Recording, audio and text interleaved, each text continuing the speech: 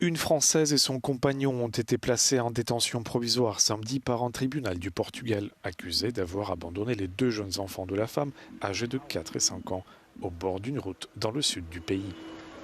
Le couple de Français est poursuivi pour des faits présumés de mise en danger d'autrui et d'abandon. Le compagnon de la mère est aussi soupçonné de coups et blessures aggravées sur l'un des enfants, a précisé le tribunal. La juge d'instruction du tribunal de Setúbal qui les a entendus s'est prononcée pour la détention provisoire, estimant que le couple présentait un risque de fuite, a appris Euronews. Les deux Français ont été interpellés jeudi par les autorités portugaises à Fatima, dans le centre du pays. Les enfants ont été placés dans une famille d'accueil française à Lisbonne dans l'attente de leur retour en France.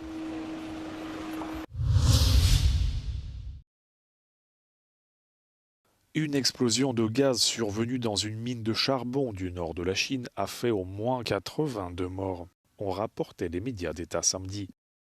Selon l'agence officielle Xinhua, 247 travailleurs se trouvaient au fond de la mine au moment de l'explosion. Xi Jinping a appelé à des efforts tous azimuts pour retrouver les disparus et soigner les blessés et a demandé l'ouverture d'enquêtes approfondies sur l'incident. Les premières conclusions font état de graves infractions commises par l'entreprise exploitante, ont fait savoir les autorités. Au total, plus de 700 secouristes et personnels médicaux ont été dépêchés sur place. La diplomatie française a exprimé sa profonde tristesse et des condoléances aux familles et aux proches des victimes.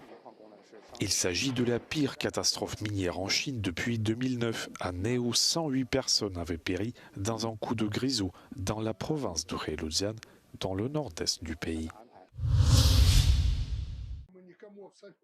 Alors que Kiev met en garde contre une possible nouvelle offensive russe via le Bélarus, le président Alexandre Loukachenko a proposé de rencontrer son homologue ukrainien Volodymyr Zelensky n'importe où.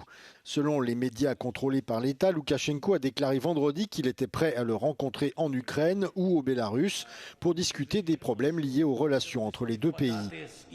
Ces déclarations interviennent après les propos de Volodymyr Zelensky qui a affirmé que Kiev était prête à prendre des mesures préventives face aux menaces venant du nord de l'Ukraine, alors qu'un exercice nucléaire entre Moscou et Minsk s'est tenu cette semaine. De son côté, Alexandre Loukachenko assure ne pas vouloir entraîner son pays dans la guerre, sauf en cas d'attaque contre son territoire. Loukachenko avait déjà fait des démentis similaires avant l'invasion de l'Ukraine par la Russie en février 2022. Cependant, Moscou a finalement utilisé le territoire du Bélarus pour permettre à ses forces de traverser la frontière ukrainienne.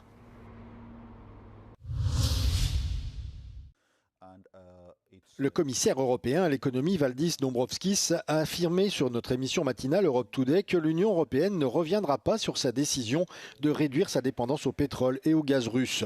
Une position qui contraste avec celle du Royaume-Uni qui a récemment assoupli certaines sanctions sur les importations de carburant russe raffinés dans des pays tiers.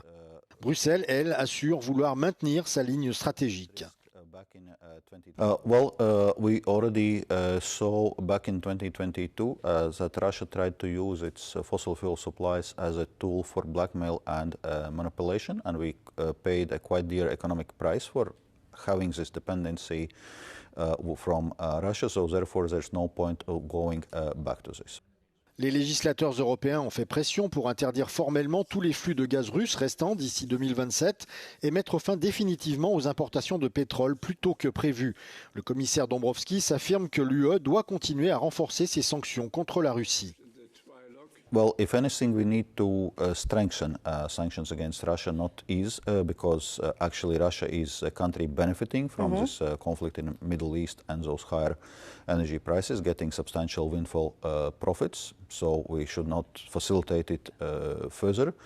Alors que l'Europe est plongée dans sa deuxième plus grave crise énergétique de ces 5 dernières années, Valdis Dombrovskis affirme qu'il ne s'attend pas à ce que l'approvisionnement énergétique de l'Europe soit interrompu.